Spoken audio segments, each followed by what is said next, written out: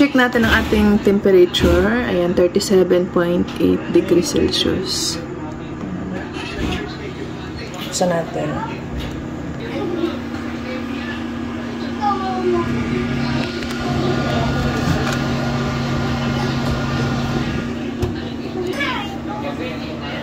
Silipin natin.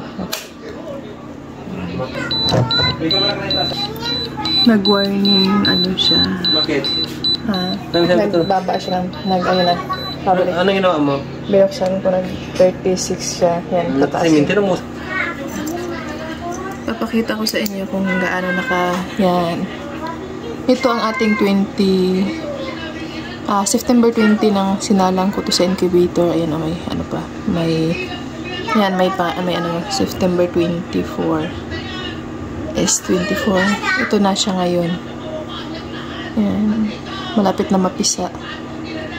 May half moon na sa taas. Yan. Dark na siya, dark.